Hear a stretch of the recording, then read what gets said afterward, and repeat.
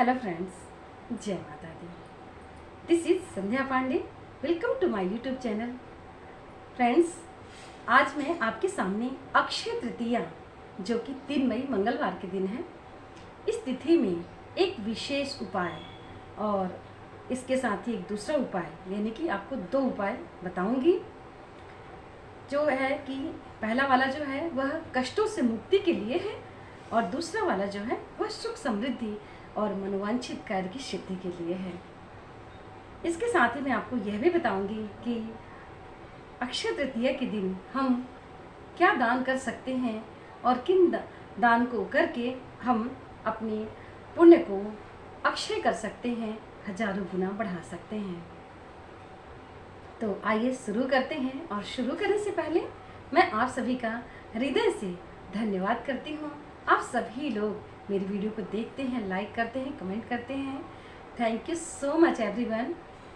आइए तो फिर शुरू करते हैं आज का यह प्यारा सा विषय। तो जैसे कि मैंने आपको बताया कि अक्षय तृतीया 3 मई मंगलवार के दिन है और इस दिन सुबह से ही बहुत सारे शुभ योग बनने लगेंगे और इस तिथि के दिन यानी पूरे दिन सर्वार्थ सिद्धि योग, शोभन योग और हर प्रकार की जो शुभ योग हैं वह बन रहे हैं। तो इसमें हमें कोई भी मुहूर्त देखने की आवश्यकता ही नहीं है। जब भी हमारे पास संभव है हम दान कर सकते हैं, पूजन अर्चना कर सकते हैं। इसके ही साथ साथ हम उपाय भी कर सकते हैं अपने कष्टों से निवृत्ति के लिए तथा अपने घर में सुख समृद्धि और से घर में प्यार, इन सब चीज़ों की स्थिरता के लिए उपाय कर सकते हैं। तो आइए जानते हैं सबसे पहले कि वह उपाय क्या है। तो उपाय सबसे पहले नंबर का है जिसको करना है हमें। तो उसे करने से पहले हमें अक्षय तृतीया के दिन सुबह प्रातः काल में जाग करके स्नान आदि से निवृत्त होकर शुद्ध वस्त्र धारण करके अपने मंदिर में भगवान की विधिवत पूजन करने हैं। यानी कि हमारे जो भी मंदिर में मूर्तियां हैं, भगवान हैं, उनको हमें पंचामृत से स्नान करवाना है। पंचामृत का अर्थ होता है दूध, दही, घी, शक्कर, शहद, इन सभी चीज़ों को मिलाकर के जो अमृत बनता है वह पंचामृत होता है। तो उससे स्नान करवाना है और अगर पॉसिबल नहीं है तो शुद्ध जल से, गंगा जल से भी स्नान करवा सकते हैं। और गंगा जल का तो विशेष महत्व है आज के दिन। गंगा जल से अगर हम भगवान का स्नान करवाते हैं, इससे तो भगवान बहुत ज़्यादा प्रसन्न होते हैं। तो गंगा जल का जो विधान है वह शास्त्रों में भी वर्णित है और गंगा जल से हमें स्वयं भी स्नान करना है। अगर हो सके तो हम नदी में जाकर के स्नान कर लें तो बहुत ही अच्छी बात है। अगर पॉसिबल नहीं है, जैसे सब लोग के लिए पॉसिबल नहीं होता है कि गंगा जी में जाकर स्नान करें या कहीं नदी में, तो हम अपने घर में ही पहले गंगा जल डाल लें, फिर उसमें शुद्ध पानी यानी कि जल डाल करके और से फिर स्नान करें। और जैसे मैंने अभी बताया आपको, भगवान को तो हमको कराना ही कराना है। तो पंचामृत अगर पॉसिबल हो तो करवा दें, नहीं है तो गंगा जल जरूर लाएं और गंगा जल से भगवान को स्नान करवाना है। इसके पश्चात उन्हें अच्छे शुद्ध वस्त्र से पोंछ करके, उनके अलंकार उन्हें धारण करवा करके, उनके वस्त्र उन्हें पहना करके और से फिर उन्हें केशर, चंदन, इन सभी चीज़ों का तिलक लगाना है, अक्षत चढ़ाना है, रंग बिरंगे सुगंधित पुष्प अर्पित करना है। और से नैवेद्य के रूप में अगर हम खीर बना सकें तो बहुत ही शुभ होता है आज के दिन, क्योंकि माता लक्ष्मी को, विष्णु भगवान को खीर अति प्रिय है। और उसमें अगर मखाना डाल दें तब तो क्या बात है, बहुत ही प्रिय होते हैं लक्ष्मी माता को मखाना। तो खीर का नैवेद्य हमें अर्पित करना है। और अगर नहीं हो सकता तो जो भी हमारी स्थिति है उसके अनुसार श्रद्धा भाव से, मन के सच्चे भाव से हमें उन्हें अर्पित करना है। इसके पश्चात हवन वगैरह कर लें तो बहुत ही अच्छी बात है अपने घर में। और फिर हमें आरती करना है। जब हमारी आरती हो जाए उसके बाद जो मैं यह उपाय आपको बता रही हूँ उसे करना है। आरती करने के बाद ही यह उपाय करना है। तो सबसे पहला जो उपाय है वह है कष्टों के निवारण के लिए।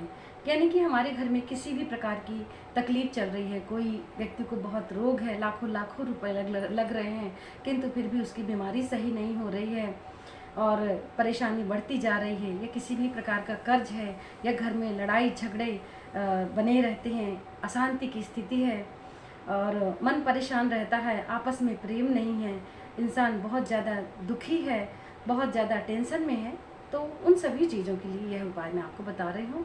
बहुत ही सरल और छोटा सा उपाय है, कोई भी व्यक्ति इसको कर सकता है।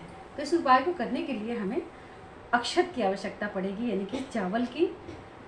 इसके साथ तिल की आवश्यकता होगी, गुड़ की आवश्यकता होगी और शहद की, यानी 4 चीज़ों की इसमें आवश्यकता है। तिल, गुड़, शहद और से चावल। इन सभी चारों चीज़ों को मिला करके हमें बहते हुए जल में प्रवाहित करना है।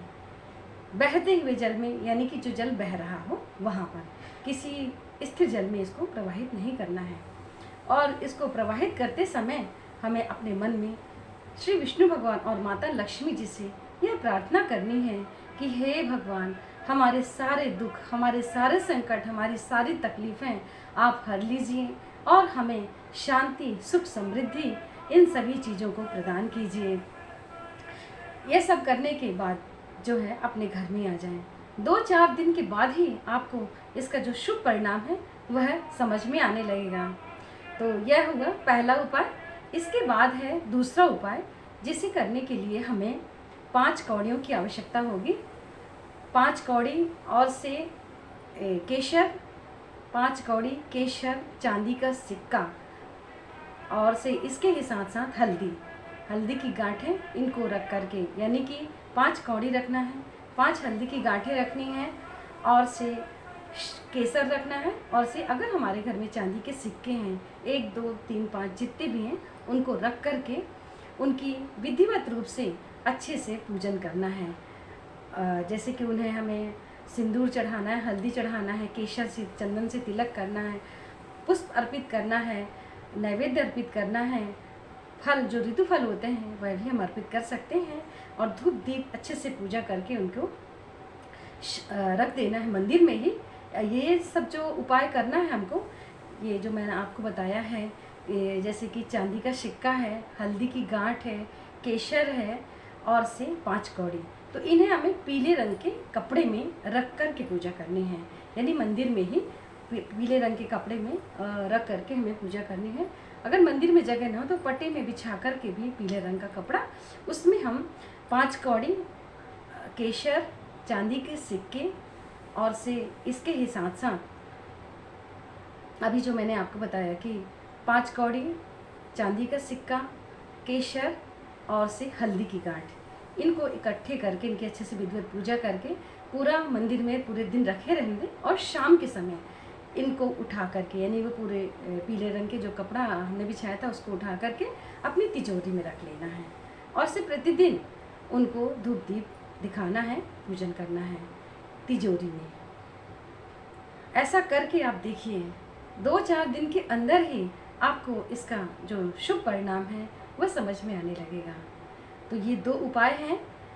इस उपाय को करने से जो आखिरी वाला उपाय है जो मैंने आपको बताया है, दूसरा उपाय, इसको करने से हमारी जो भी मनोकामना होती है, छोटी से छोटी या बड़ी से बड़ी, वह निश्चित रूप से पूरी होती है, क्योंकि यह उपाय हम अक्षय तृतीया के दिन कर रहे हैं और इस दिन हम कोई भी उपाय करते हैं तो वह बिल्कुल सिद्ध हो जाता है, क्योंकि इस दिन सर्वार्थ सिद्धि योग, शोभन योग, बहुत सारे शुभ योग होते हैं।